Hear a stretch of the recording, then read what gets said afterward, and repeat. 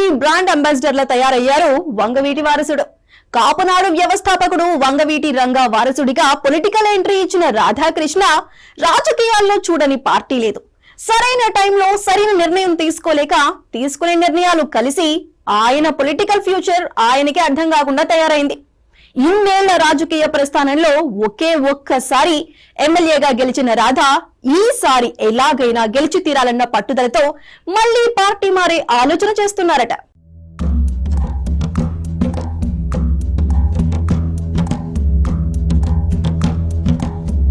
వంగవీటి రాధాకృష్ణ 2004లో కాంగ్రెస్ నుంచి political entry ఇచ్చిన ఆయన తొలిసారి ఎమ్మెల్యేగా గెలిచారు. విజయవాడ ఈస్ట్ నుంచి పోటీ చేసి అసెంబ్లీలో అడుగుపెట్టారు. కాపు సామాజిక వర్గంలో హీరో వర్షిప్ సొంతం చేసుకున్న వంగవీటి రంగా చరిష్మాతో రాజకీయాల్లోకి వచ్చి ఎమ్మెల్యే అయిన రాధ ఆ ఇమేజ్ ను చేజేతిలా దూరం చేసుకుంటున్నారన్న అభిప్రాయం ఉంది. కాంగ్రెస్ హయాంలో 2004లో విజయవాడ తూర్పు నియోజకవర్గం నుంచి విజయం సాధించారు.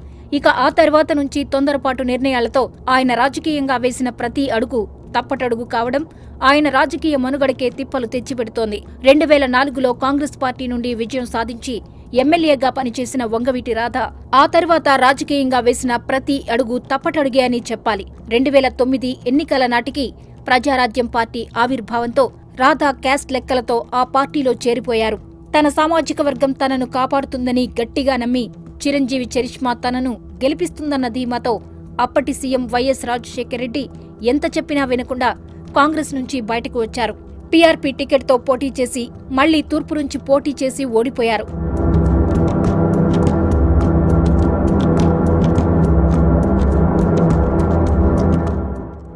ఇక ప్రజారాజ్యాన్ని కాంగ్రెస్ లో విలీనం చేసినప్పుడు రాధా మౌన ప్రేక్షకుల్లా మిగిలిపోవాల్సి వచ్చింది.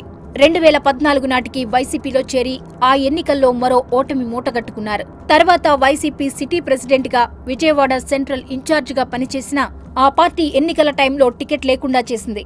దాంతో సరిగ్గా ఎన్నికలకు టీడీపీలోకి వచ్చి చేరిపోయారు. అప్పటికే పుణ్యకాలం గడిచిపోవడంతో రాధాకి టీడీపీ నుంచి పోటీ చేసే అవకాశం లేకుండా పోయింది. ఇక ఇప్పుడు టీడీపీ క్యాండిడేట్ల లిస్టులో రాధా పేరు కనిపించడం లేదు. ఆ క్రమంలో రాధా టీడీపీకి గుడ్ బై చెప్పి జనసేనలోకి వెళ్తున్నారనే ప్రచారం మొదలైంది. దానికి తగ్గట్లే Radha Janasena party political affairs committee chairman Nadendla Manohar తో పాటు కొత్తగా ఆ పార్టీలో చేరిన మచిలీపట్నం ఎంపీ బాలశౌరితో భేటీ అయ్యారు. అయితే విజయవాడలో టీడీపీ జనసేన క్యాండిడేట్లు ఖరారవడంతో ఆయన ఈసారి కాపు వర్గం ఓట్లు నిర్ణయాత్మకంగా ఉండే అవనిగడ్డ వైపు చూస్తున్నారట. అక్కడ్నుంచి పోటీ చేయాలన్న ఉద్దేశంతోనే ఆయన నాదెండ్ల మనోహర్ బాలశౌర్యులను కలిశారంటున్నారు. దాని వెనుక కూడా చంద్రబాబు వ్యూహమే ఉందన్న టాక్ వినిపిస్తోంది. రాధా రాజకీయ భవిష్యత్తుకు తనది హామీ అని ఎప్పుడో భరోసా ఇచ్చారు చంద్రబాబు. ఇప్పుడు ఆయన సూచనతోనే రాధా జనసేన నేతలతో టచ్ లోకి వెళ్లారంటున్నారు.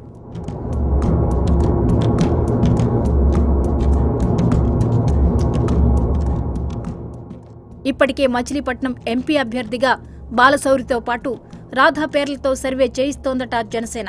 అయితే అక్కడ్నుంచి లేకపోతే అదే సిగ్మెంట్ పరిధిలోకి వచ్చే అవనిగడ్ నుంచి జనసేన టికెట్తో రాధా పోటీ చేసే అవకాశం ఉందంటున్నారు. ఇప్పటికే రాధా కాంగ్రెస్, టీడీపీ, ప్రజారాజ్యం, వైసీపీలు చూసి వచ్చారు.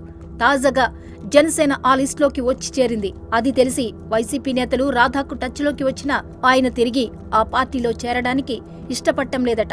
ఒకవేళ అవనిగడ్డ జనసేన ఖాతాలోకి వెళ్లి రాధా అభ్యర్థిత్వం ఖరారైతే అక్కడ టీడీపీ టికెట్ రేసులో ఉన్న సీనియర్ నేత మండలి బుద్ధప్రసాద్ పరిస్థితి ఏంటనేది చర్చల్లో నలుగుతోంది. మరి చూడాలి వంగవీటి వారసుడి ఫైనల్ డిసిషన్ ఎలా ఉంటుందో.